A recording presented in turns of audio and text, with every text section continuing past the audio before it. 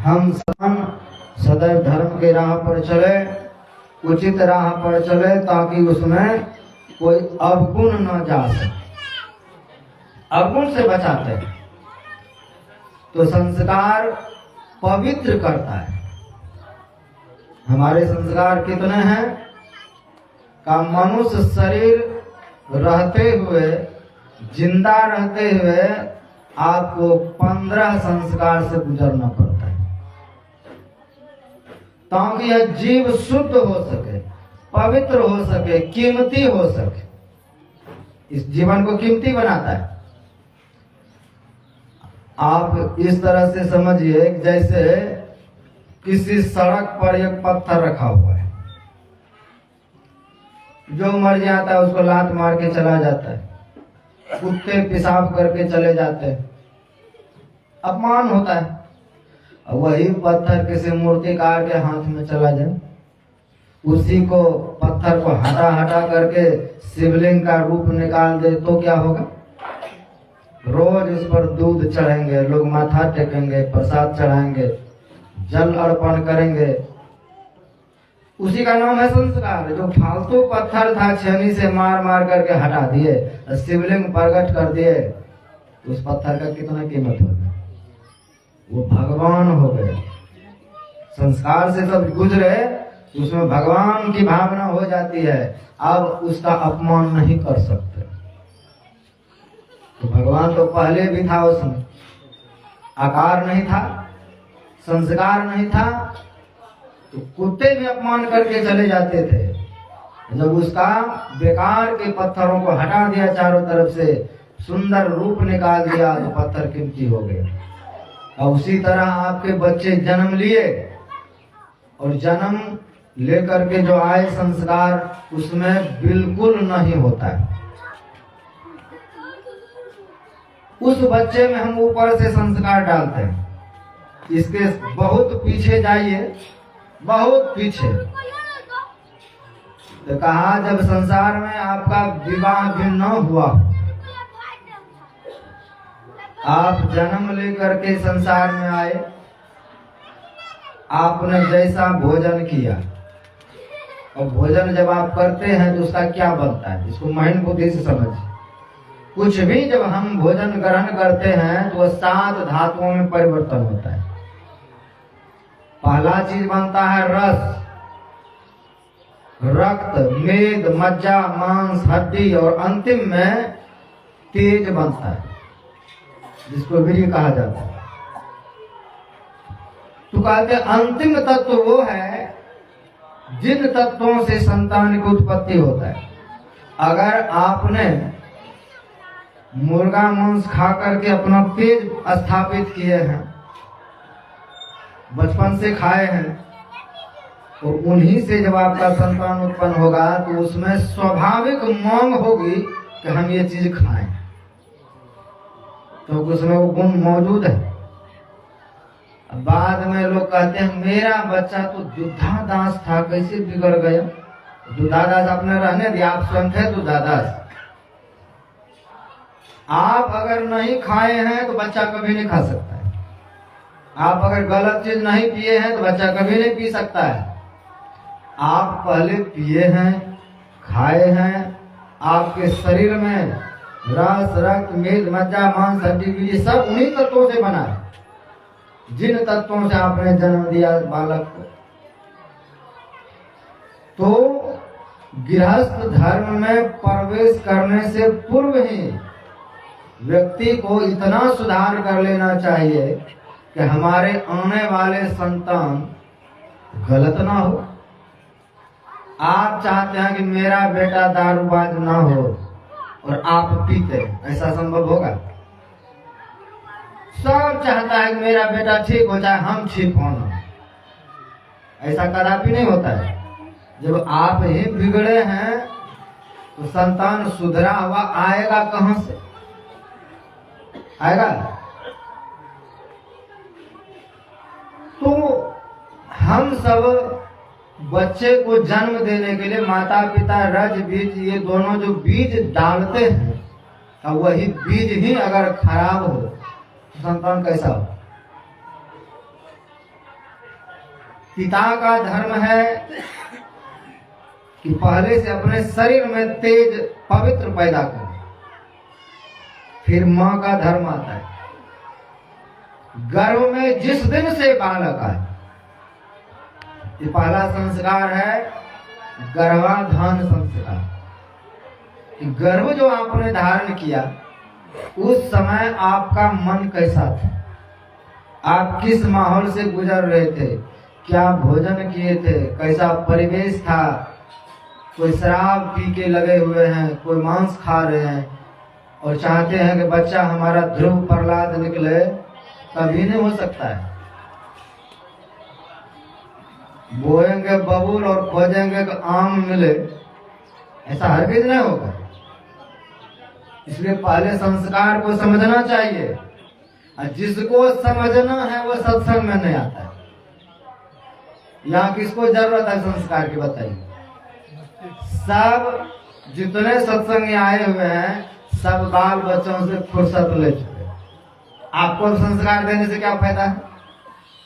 ये संस्कार उसको मिलना चाहिए जो अभी बालक हैं, जो अभी युवा अवस्था में प्रवेश किए हैं, उसको भविष्य में काम आने वाला है। जो ध्यान कर सकते हैं, जो धर्म को समझ सकते हैं, जो घंटों ध्यान में बैठ सकता है। लेकिन सत्संग में लोग कब आते हैं? जब आप संसार के काम के नहीं रह जाते। लगभग लोग तभी घुसते हैं इधर, लगभग। दीक्षा ले भी लिए हैं तो ज्यादा मतलब नहीं रखता है। जब देखता है कि पत्नी मतलब नहीं रखने लगी, दिन रात धन धन कच कर रहा है, चलो सत्संग। उस वक्त करेंगे क्या? जब शरीर में शक्ति नहीं है, आप ध्यान में बैठ ही नहीं सकते हैं, उस वक्त दीक्षा लेकर के क्या होगा? और ले भी लिए हैं तो क्या कर लिए? समझने की ये बात है कि सत्संग सुनना चाहिए बचपन से। जब आप बिगड़ने के रास्ते पर, तभी सुधरने की बात कहा जाए। जब बिल्कुल पहले बिगड़ चुके हैं, इसका मतलब है पहले मोबिल में कपड़ा गोत दें, फिर रोज साबुन लगाएं, साफ होने की बात ही नहीं। जब बच्चा सुधरना चाहिए, जब बच्चे को अच्छा रास्ता मिलना चाहिए, तब वो सत्संग में बैठेगा नहीं। जब जीवन इतना बिगड़ जाएगा कि अब सुधारने से भी नहीं सुधरेगा, तब धीरे धीरे लौट करके सत्संग में आता है। जवानी को बिगाड़ दिया, बुढ़ापे में लौट करके आए तो कहते हैं जो जवानी है ये ताजा फल के तरह, अब बुढ़ापा जो है सड़ा फल के तरह। कभी इधर दाग, कभी उधर दाग, कभी उधर काना हो गया, कभी उधर का। भगवान इतना बुर्बक है, सड़ा हुआ फल लेके मुक्ति दे देगा आपको, ऐसा होगा? तो भगवान इतना बुर्बक बिल्कुल नहीं है। हम बुढ़ापे में आए, जीवन भर जिसके लिए खटे, जिसके लिए कमाए, वहां कोई मतलब नहीं रहा। धीरे धीरे भगवान के शरण में चले गए, भगवान क्या करेगा? आप उसके लायक बचे हैं। जब ताजा थे, भगवान के काम में आने लायक थे, तो संसार को भोगा। अब संसार भोगने लायक नहीं रह गए तो भगवान के शरण में आए। एक बात याद रखिए, जो संसार के काम के लायक नहीं बचा, वो भगवान के लायक कैसे बचेगा? ना आप जप कर सकते, ना सत्संग सुन करके सुधर सकते हैं, ना उस पर चल सकते हैं। आज दुर्दशा क्यों है सत्संगियों की? इतने लंबे चौड़े रोज सत्संग में फल सुनते हैं कि फल्ला ने सत्संग किया तो उसको ये मिल गया, फल्ला ऋषि को वो मिल गया, आपको क्यों नहीं मिल गया? इसका मतलब है सत्संग बेकार हो गई, कमजोर हो गए, आपको फल नहीं दे पाता है। सत्संग से इतने बड़े बड़े फल की चर्चा सुनते हैं और आपके जीवन में नहीं मिल रहा है, समझिए हम कर ही नहीं रहे। कर रहे हैं? आपने विवाह किया तो घर में संतान आए कि नहीं? आपके पास खेत है, दिन रात वहां खटते हैं, तो फसल घर में आता है कि नहीं? मेहनत मजदूरी करते हैं तो बैंक में बैलेंस बढ़ता है कि नहीं? इतना दिन कमाए तो झोपड़ी से महल बनाए कि नहीं? तो जहां आपका प्रेम है वहां तो खूब आगे बढ़ रहे हैं। जहाँ आपका ध्यान नहीं है वो ध्यान भी नहीं बन रहा है, और बाबा को जाके कहते बाबा ध्यान में मन नहीं लगता है, बाबा क्या करेगा? कुछ करेगा? याद रखिए, किसी बाबा उबा के चक्कर में वो माथा पे हाथ रख दे और ब्रह्म ज्योति प्रकट हो जाए, कभी नहीं होगा। किसी के कहने सुनने से नहीं होगा, ये आपको खुद खटना होगा। आप इसमें सत्संग योग में पढ़ के देखिए, मुक्तकोपनिषद, भगवान राम सीधा उपदेश करते हैं कि हे हनुमान, जैसे स्वर्गगामी लोग स्वर्ग जाना चाहते हैं तो उसको यज्ञ करना पड़ता है। किसी को धान चाहिए तो खेत में धान बोना पड़ता है, तो अपने हो जाए। हम कहे गुरु महाराज मेरे खेत में 100 मन मकई हो जाए, हम खेत पे जाए नहीं, अपने हो जाएगा। तो गुरु महाराज कर दे, हमको खुद करना पड़ेगा। गुरु ने आपको भेद दे दिया है, साधन कीजिए, भजन कीजिए तो कुछ मिलेगा, नहीं तो कुछ भी नहीं मिलेगा। नहीं करते इसलिए कुछ नहीं मिला है। करते क्या है कि बाबा रोज सत्संग करते, जहां होता है वहां चले जाते हैं। लोग अखिल भारतीय में मराने के लिए वृंदावन भी गए, कुहर रहे हैं, कष्ट में है, परेशान है।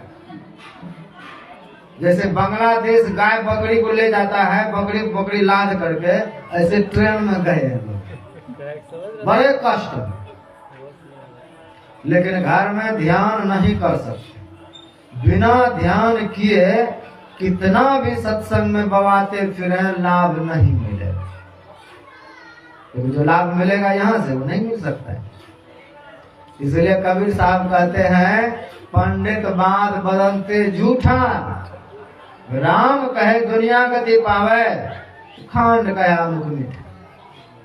कहे पंडितों, तुम लोग इतना झूठ क्यों बोलते हो कि राम राम कहेंगे और मुक्ति मिल जाएगी? तब तो हम कहे चीनी चीनी मुंह मीठा हो जाए, ठंडी में कहे आग आग आग, देह गर्म हो जाए, पैसा पैसा पैसा बैंक में भर जाए, कहने से होगा? राम कहे दुनिया गति का है तो खांड कहे मुख मीठा, आग कहे, अग्नि कहने से अगर पहुंच जल जाए, गर्म हो जाए, तब तो घूर लगाने की क्या जरूरत है? आग आग करते रहे। तो नर के संग स्वा हरि बोले, हरि प्रताप न जाने। आप तोता को कहते मिट्टू बोल राम राम, तो राम राम बोलता है, खूब रटता है राम राम राम राम। लेकिन वही तोता आपको छोड़ के भाग जाए, बिल्ली को देखने लग जाता, राम राम बोलेगा वो? बिल्ली को देखकर नहीं, वो टटियाता है स्वाभाविक भाषा में। का उसी तरह जीव सिर्फ मुंह से रट रहा है राम राम राम राम। देखते हैं कि दुकान में झोली लेके बैठा है, राम राम, ए राम सौदा दे देना उसको, राम राम राम राम। ये पाखंड भक्ति। अरे मंत्र इतना जपिए भीतर से, आपका मंत्र जीवित हो जाए।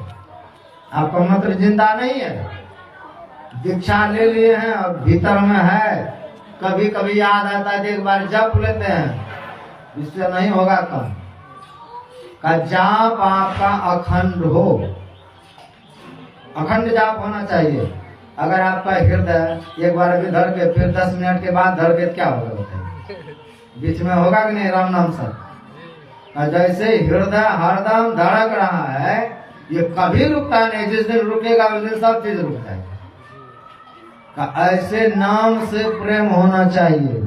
नाम आपका जब हरदम धड़कने लग जाएगा स्पेशल रूप से, तो नाम में गति होती, नाम आपका जीवित हो जाता है। जिंदा रहने का क्या परिचित है? आपका सांस चल रहा है दिन रात, तो उसी तरह मंत्र जीवित है। इसका प्रमाण है कि आपका मंत्र हरदम चलने लग जाए, हरदम। इसलिए गुरुदेव कहते हैं सर्वक्षण। सर्वक्षण का मतलब है कि आप लेटरिन में भी पड़े हुए हैं, वहां आपका मंत्र चलती ही रहना चाहिए हरदम, जिस हालत में। मंत्र के लिए कोई रूप से जब चलने लगेगा, मंत्र जब जीवित हो जाएगा, जपात सिद्धि जपात सिद्धि जपात सिद्धि न संशय का मंत्र जिंदा जब जिस दिन हो जाएगा, उस दिन ये मंत्र आपको लेकर के आप भागना प्रारंभ करेगा। अभी मंत्र स्वयं पड़ा हुआ है। श्री सदगुरु महाराज मंत्र ही आपको आगे लेकर के जाए। पहले मंत्र को आप सिद्ध कीजिए। आप बाजार से बासमती चावल खूब अच्छा वाला ले आइए और घर में रख दीजिए। क्या हो, धरे धरे सुंडा लगेगा कि नहीं? उसको खाना चाहते हैं तो हंडी में डालिए, कुकर में डालिए, आंच दीजिए, पकाइए। चावल सिद्ध जब होता है तो उसको दाब के देखते हैं। जब गांठ बिल्कुल खत्म हो जाता है तब कहते ये सिद्ध हो गए। उसी तरह जब करते करते आपके भीतर में अहंकार के सब गांठ जब गल जाएगा, पता चलेगा कि आप सिद्ध महापुरुष हो। अभी नहीं हो। सिद्धि का यही लक्षण है।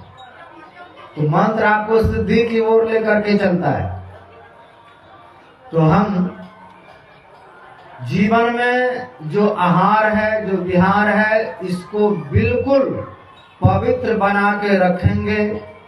और जिस दिन से गर्भ में जीव आया, उस दिन से माता का जिम्मेवारी होता है कि हम कैसे बच्चे जन्म दें। आप कैसा देना चाहते हैं? आजकल के बच्चे को देख लीजिए, जो हम लोग कभी नाम नहीं सुने थे। मोबाइल कैसा होता है? आजकल के बच्चे जन्म के साथ मोबाइल ही खोजता है ना, मोबाइल से ही खेलता है। खिलौना नहीं चाहिए, प्लास्टिक का झुंझुना चलता है। अब सीधे छोटा बच्चा भी है तो उसके हाथ में 10,000 का मोबाइल दे देते हैं, वो उसी को देखते रहता है। ऐसा क्यों संस्कार पड़ गया? ऐसा संस्कार क्यों पड़ा? जन्म लेते मोबाइल खोज रहा है, उसी से वो चुप रहता है। का 9 महीने तक माँ वही किया। घर में पड़े पड़े मोबाइल देखते रहे, भोजपुरी सुनते रहे, गाना सुनते रहे।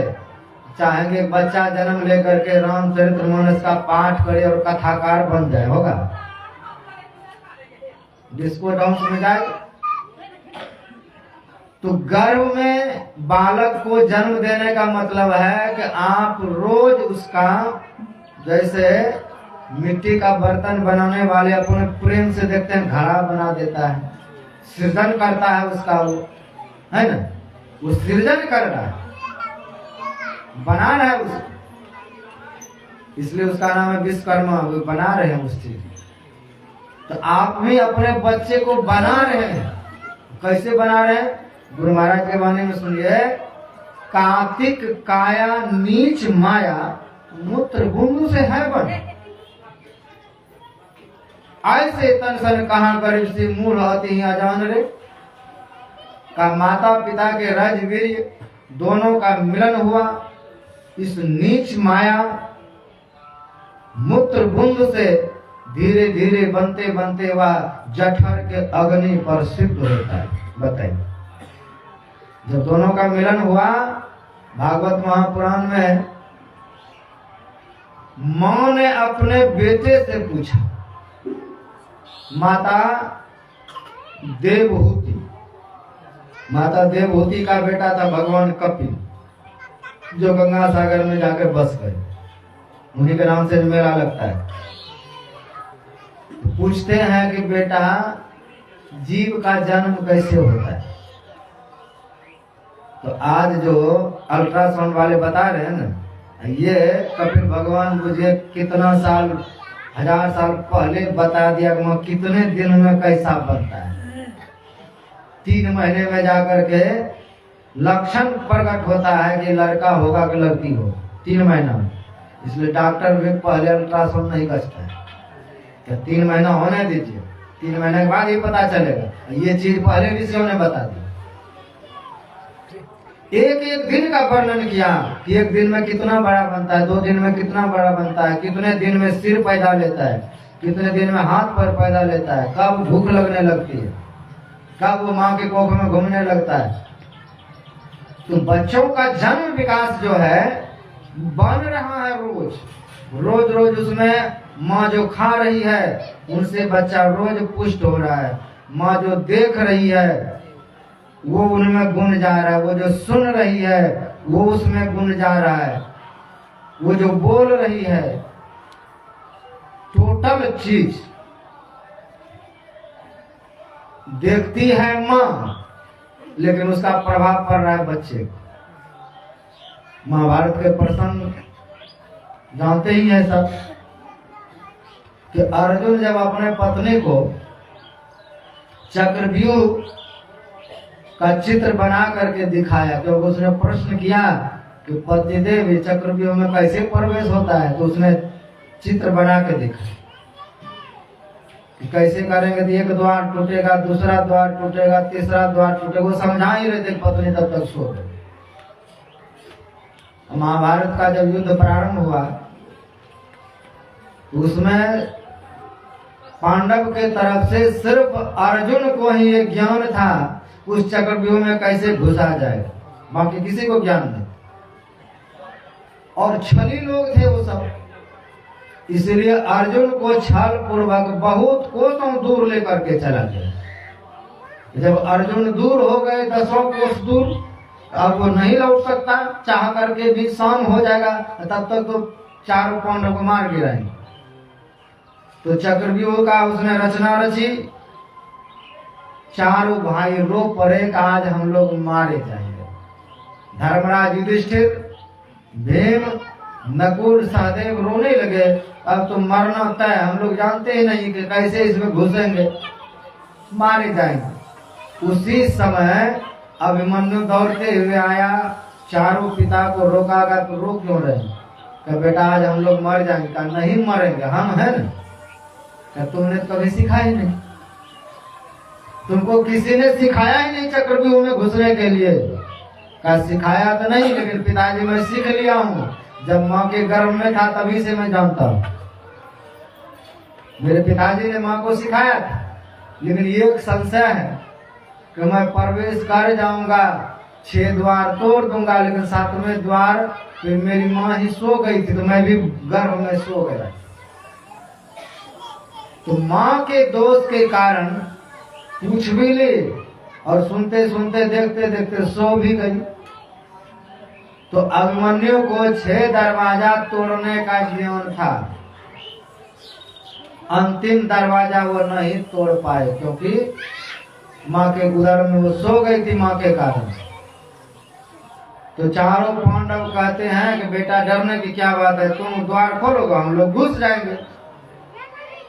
तो पहला द्वार जैसे खोला और जब लॉक लग गया उसमें, तो चारों पांडव बाहर ही रह गए, बिना भेद का खुलेगा। हम लोग यहाँ ध्यान करने बैठे और कोई सोचे कि हम भी आंख बंद करके ध्यान करने लग जाए तो होगा, भेद चाहिए। तो चारों पांडव में सब क्यों था, लेकिन चक्रव्यूह का भेदन का भेद नहीं। अभिमन्यु प्रवेश कर गया, चारों यही रह गए। तोड़ते तोड़ते अंतिम द्वार पे जाकर अभिमन्यु चकरा गए, तो कैसे तोड़ूं, क्या करूं, तो ज्ञान ही नहीं है। और वहीं पर अभिमन्यु मारा गया है। तो माँ के उदर में बसने वाला जो बालक है, माँ के प्रत्येक कर्म का उस पर छाप होता है। उस वक्त आप में जैसी बेचैनी होगी, जो खाने की चाहना होगी, जो चीज आप ज्यादा खाएंगे, जो चीज पिएंगे, जिसके याद में रहेंगे, जिस चीज में आपका मन रमेगा, संतान उस गुण को लेकर के जन्म लेता है। आप कहेंगे मेरा बच्चा बिगड़ा हुआ है, बच्चे में बिगड़ने की क्या औकात है, आप में मसाला ही डाले वैसे। जब वो गर्भ में था आपने वैसा चिंतन किया है, कभी महापुरुषों के ध्यान किए, कभी सत्संग सुने, कभी दान पुण्य किए उस अवस्था में। अगर बच्चा को दानी बनाना चाहते हैं तो स्वयं जब माँ गर्भवती हो उस वक्त दान देने का प्रथा रखे, कुछ न कुछ, एक रोटी गाय को ही खिला दें, कोई भिखारी आए तो उसी को कुछ दे दें। रोज प्रवृत्ति बनाकर, रोज घंटों सत्संग सुनने का प्रयास करें, रोज जप करने का प्रयास करें, रोज भजन पूजन करने का प्रयास करें। तब बच्चा गलत निकल जाए तब ठीक करें। बनाए आपने, दोष किसको देंगे, आपका बनाया हुआ है। आप रोटी बना रहे हैं, जल जाए रोटी, दोष देंगे कि आटा खराब है, कि तावा ज्यादा गर्म हो गया, गैस खराब है। नहीं, आप ध्यान से नहीं बनाए इसलिए रोटी जल गई। तो 9 महीने तक माताओं को ऐसे दिव्य महापुरुषों का ध्यान करना चाहिए कि उन्हीं का गुण लेते हुए बालक जन्म ले। और ये चीज हमारे सनातनियों ने छोड़ दिया, इसलिए नाजायज बालक जन्म ले रहा है, जो हम नहीं चाहते वैसा जन्म ले रहा है। एक महात्मा हुए कश्यप ऋषि। कश्यप ऋषि को 13 पत्नी, 13 स्वभाव थे। उन्हीं से देवता जन्म लिया और उन्हीं से दानव भी जन्म लिया। एक पत्नी थी खूब सत्संग करती थी, ध्यान करती थी। एक थी कि जो मन में आ जाए वो खाए, जब मर्जी हो जाए तब सो जाए, जब मर्जी हो जाए काम सेवन। तो कश्यप ऋषि होते हुए आप कहेंगे हम बूढ़े हैं तो बड़ा संतान हो गया। ये महात्मा थे, महर्षि कश्यप। और महर्षि कश्यप संध्या के वक्त में वो बिल्कुल ध्यान करने बैठ गए। जब सूर्य अस्त होने पर जब ध्यान करने बैठे हैं तो उसकी पत्नी जो है, उसकी पत्नी आई कश्यप जी के पास। जब सूर्य अस्त होने को है और ध्यान से उसको झुला करके जगाया कि महाराज जगिए, कभी संध्या का वक्त है, ध्यान करो बैठ के। कहा नहीं पतिदेव, मैं चाहता हूँ कि आपसे एक संतान जन्म देना चाहती हूँ। तो महात्मा ने डांटा, ये कोई संतान जन्म देने का समय है, ये तम वेला है। इस तम वेला में, अज्ञानता के वेला में भजन के अलावा कुछ भी नहीं करना चाहिए। करेंगे तो क्या होगा? तो कहा इस समय में जब सूर्य अस्त हो रहा हो किसी को भोजन नहीं करना चाहिए। कर लेंगे तो क्या होगा? का पेट में रोग पैदा ले, उधर रोग होगा। इस समय में सोना नहीं चाहिए।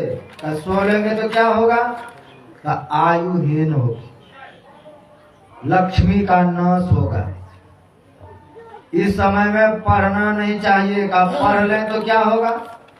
का जो पढ़ेंगे सब विद्या मरता जाएगी, याद नहीं रहेगा दिमाग। इस समय संतान को जन्म देने की क्रिया बिल्कुल नहीं करनी चाहिए। का अगर कर लें तो का राक्षस पुत्र जन्म लेगा।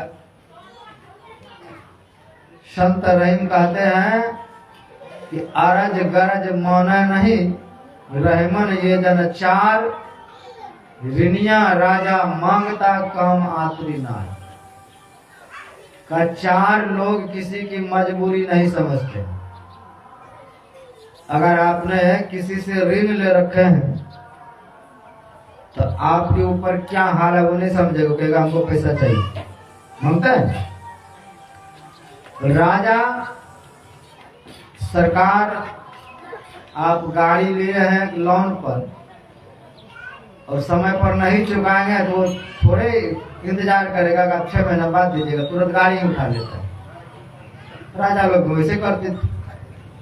मांगने वाला आपके दरवाजे पर आया है, आपके घर में क्या है नहीं है वो चीज वो नहीं समझता है। वो कहता है दीजिए, अरे इतना दीजिए, वो दीजिए, करता है, लेकिन आपकी मजबूरी को नहीं समझता है।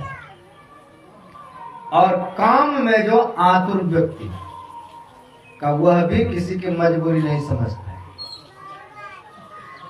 तो ये कश्यप ऋषि जो हैं अपना ध्यान भजन छोड़ करके पत्नी के डांट और पत्नी के कहने पर का आहार निद्रा भय, आहार निद्रा और पढ़ाई और मैथुन कार्य संध्या काल में नहीं करें, क्योंकि इस समय भगवान शिव नंदी पर सवार होकर के भूत प्रेतों के साथ संसार में चलते संध्या काल में।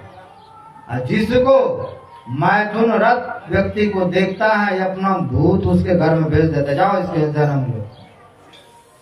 वही राक्षस बन करके आपके जीवन को दिन रात तंग करता है। तो आखिर कश्यप ऋषि मजबूर होकर के पत्नी के बात को मानना पड़ा और उसके गर्भ में ऐसे शैतान आए, कैसा, हिरण्याक्ष और हिरण्यकश्यप जैसे महान दैत्य जन्म लिया। इसलिए कहा गृहस्थ को ये नियम पता होना चाहिए, संध्या काल कितना खतरनाक, नहीं तो उसके घर में ऐसे अशुभ संतान जन्म लेगा, भूत प्रेत के तरह, निशाचर के तरह आपका जीना हराम कर देगा, कुछ भी आपके जीवन में नहीं रहने देगा ठीक ठाक। तो असुर पुत्र को किसने जन्म दिया? भगवान ने दिया, आपने दिया। मुसलमान के घर में है 15-20 बच्चे पैदा ले रहे, सरकार कहते हैं कि इस पर कंट्रोल करो, तो कहते हैं अल्लाह की देन है, अल्लाह ही आया था। अब भीख मांगते हैं सरकार से, सब्सिडी दीजिए, नौकरी दीजिए, गरीबी हो रहा है, ये हो रहा है, तो वही अल्लाह देने का आता है, मनुष्य करता है। तो जन्म दे रहे हैं आप, दोष देंगे दूसरे।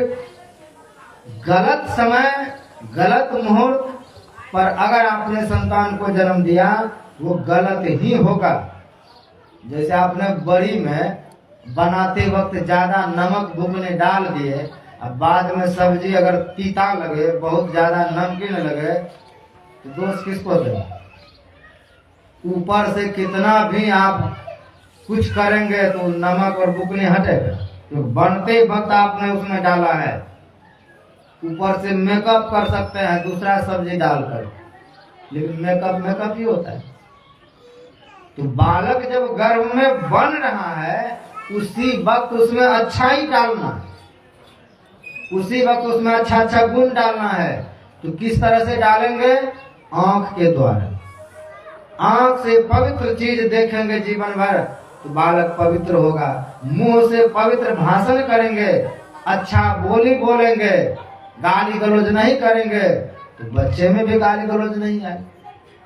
अच्छा आहार लेंगे तो बच्चा कभी मांग नहीं सकता है। तो धीरे धीरे सुधर करके लोग हो जाता है सत्संगी। कहते हैं बाबा हम तो सत्संगी है, लेकिन मेरा बेटा जो है चुपके से बाजार में जाके खा लेता। आप भी कभी खाए हैं?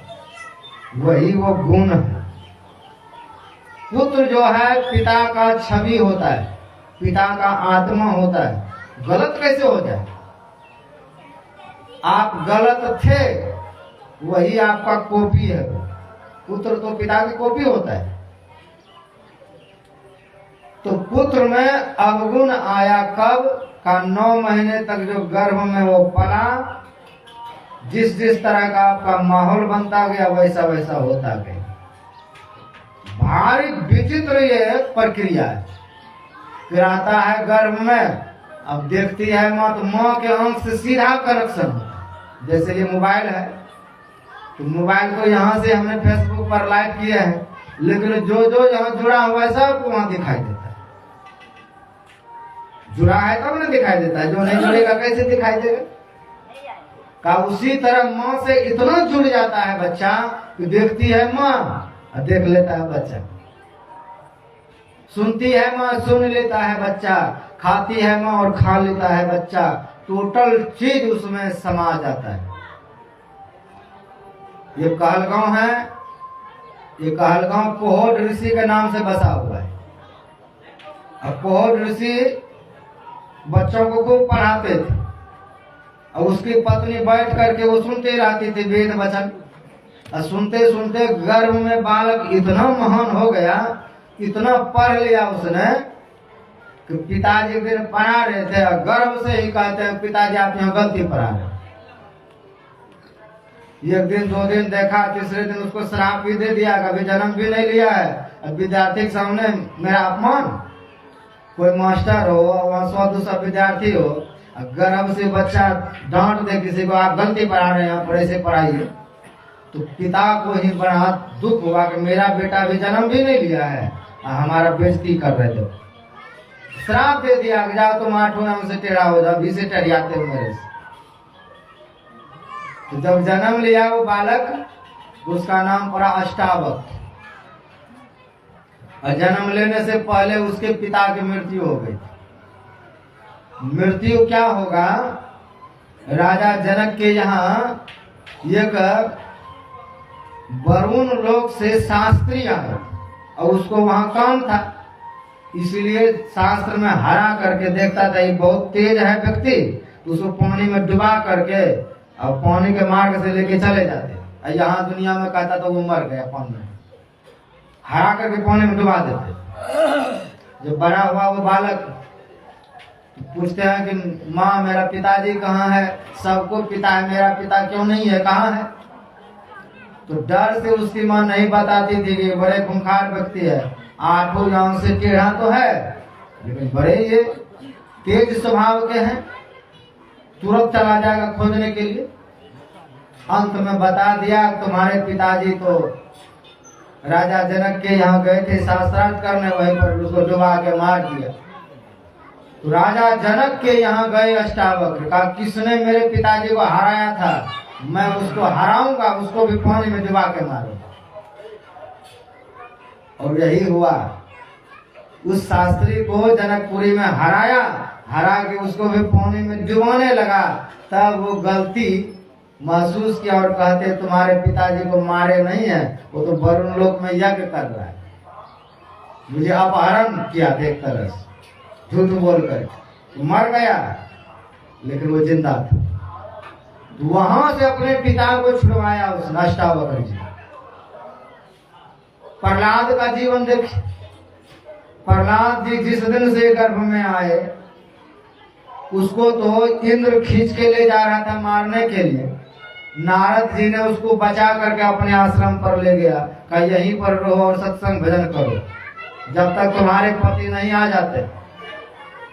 तो नारद ऋषि के यहाँ जब तक गर्भ में रहे प्रहलाद जी सत्संग सुनते रहे, और जब जन्म लिया तो उसके पिताजी ने कहा इसको आसुरी विद्या दिया जाए, खाएं क्या? आसुरी विद्या क्या है? मांस मछली शराब इत्यादि, यही खाना पीना, दूसरे का चीज हो उसको हड़प लेना, टोटल आसुरी विद्या उसको दिया गया, लेकिन एक भी नहीं ग्रहण किया। और पिताजी एक दिन हिरण्यकश्यप को गोद में लेके पूछते हैं कि बेटा तुमको गुरुजी ने क्या पढ़ाया है, बताओ। तो कहते हैं पिताजी सत्संग सुनना चाहिए, श्रवणम कीर्तनम वैष्णव स्मरण पाद सेवनम अर्चनम वंदनम दास्यम साक्ष्यम आत्मनिवेदनम। कहे पिताजी जीवन में आत्मनिवेदन अपने जीवन में ये कीजिए, भजन कीजिए। 9 प्रकार के भक्ति का उपदेश अपने पिताजी को दे दिए। हिरण्यकश्यप को तो आंख बगुला हो गई कि इसको आसुरी विद्या दिलाए थे, ये सत्संग की बात कहाँ से किया।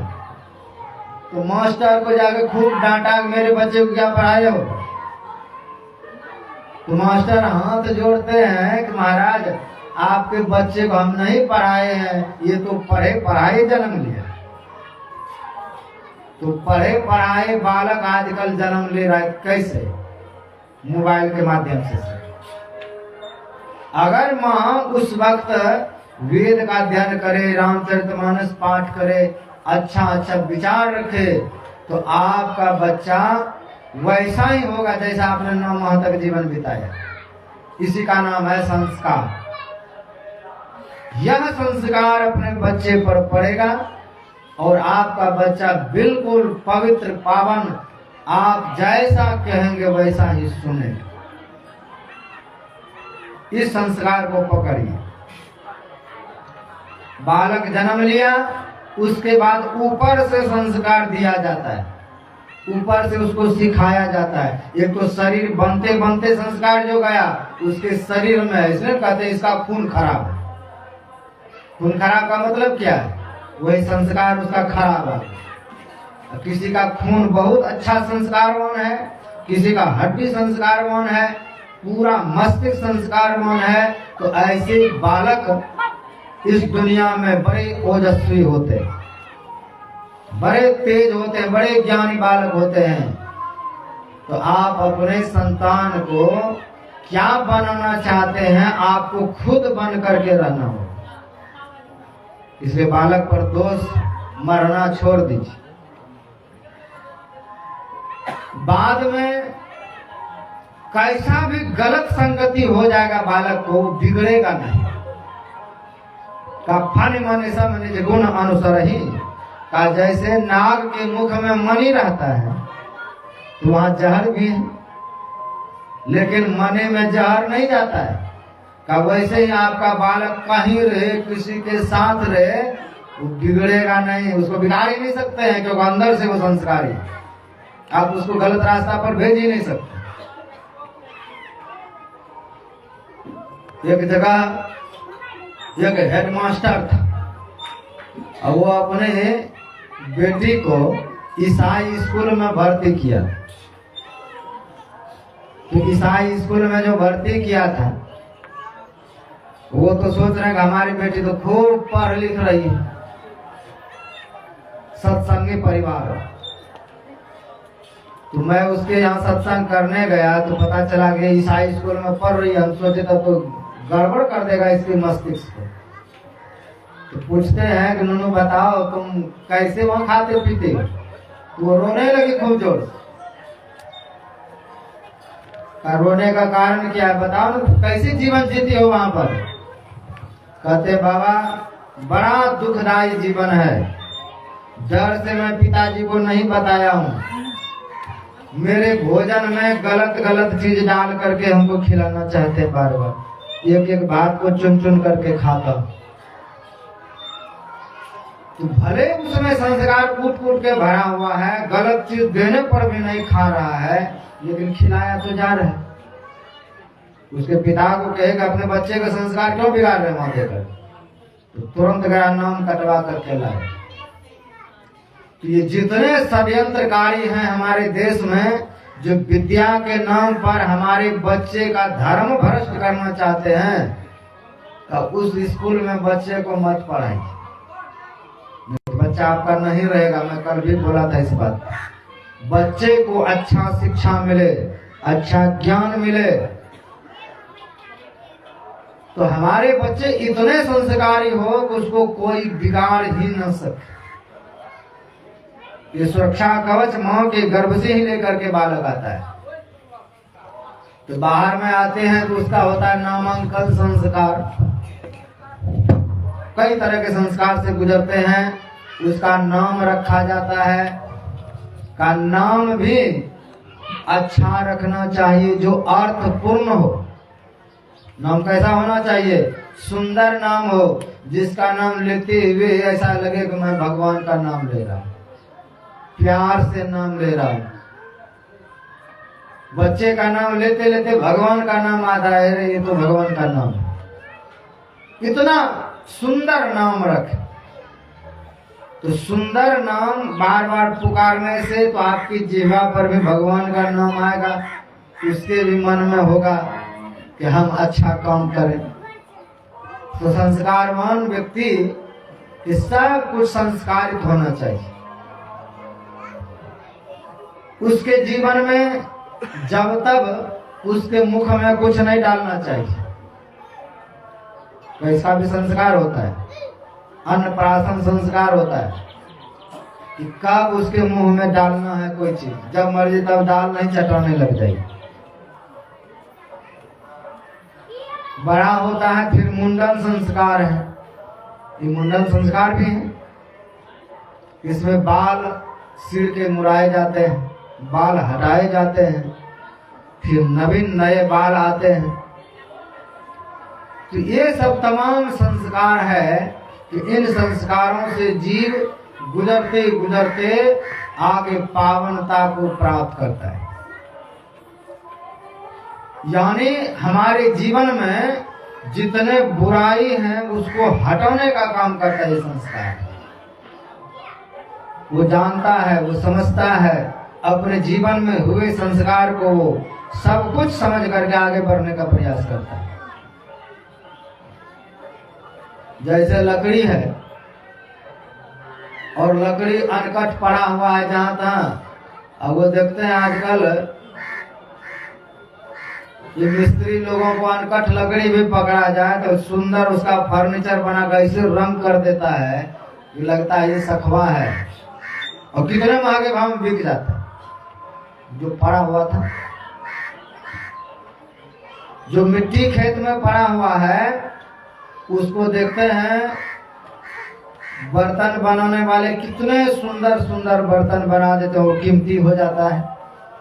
तो ऐसे हमारे बालक संसार में जब जन्म लेकर के आए हैं तो उसको उचित संस्कार, विद्या अध्ययन इत्यादि में खूब लगाना चाहिए।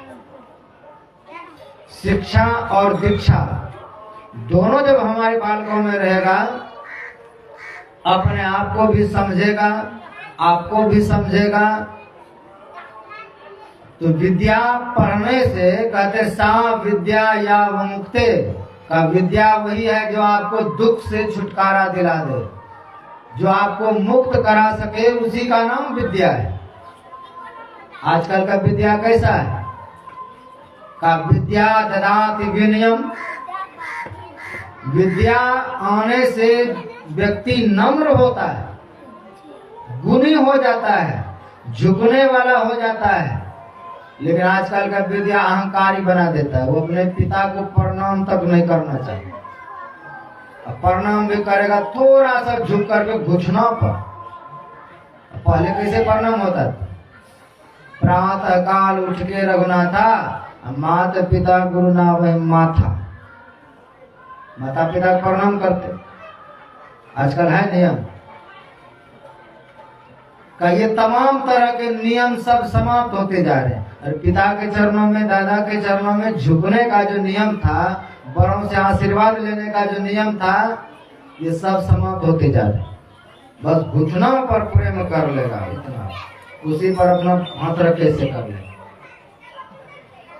तो प्रणाम करने का समय समय पर स्टाइल बदलता जा रहा है सब तरफ से।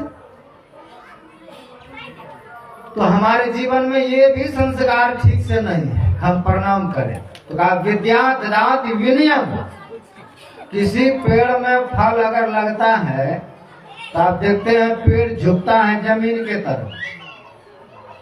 आम में ज्यादा मंजर आ जाए तो फल बहुत लगता है, तो जिसका पेड़ है वो क्या करता है, नीचे से बांस लगा देते हैं ठल्ले में, ये टूटे नहीं। जब आप किसी के सामने झुकते हैं तो आपका दोनों हाथ पकड़ के उठाता है। विद्या रूपी वजन है सिर पर, विद्या रूपी फल है जब आपके जीवन में, तो आप बड़ों के सामने झुकेंगे। अब विद्या नहीं है तो अकर दिखाएंगे। ये अकरना जो है किसकी निशानी है? कहते झुकते हैं वही जिसमें जान होती है, अकर तो मुर्दे की पहचान होती है। जिस दिन इस प्राण निकल जाएगा शरीर से, उस दिन ये हाथ सीधा रहेगा, झुकेगा भी। जिस अवस्था में लेटे रहेंगे वैसे अकड़ जाएगा शरीर का। अकड़ना तो मुर्दे की पहचान है। का खुदा को ना पसंद है शक्ति बयान में, इसीलिए तो दी नहीं हड्डी जुबान में। का आपके जी में एक भी हड्डी नहीं है, लेकिन ये जी इतना ताकत रखता है कि हड्डी तोड़वा सकता है। रखता है ना? जी में एक भी हड्डी नहीं है, लेकिन ऐसा ऐसा आप बात बोलेंगे कि आपका हड्डी तोड़वा देगा, मारपीट करवा देगा, सिर फोड़वा देगा। का जिसका जी सुधरा हुआ है, जिसका जी मधुर बोलना चाहता है, तो मधुर बोलने वाले को सब जगह सम्मान होता है।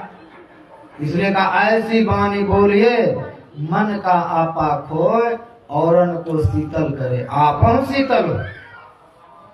आजकल उसका फार्मूला उलट गया है।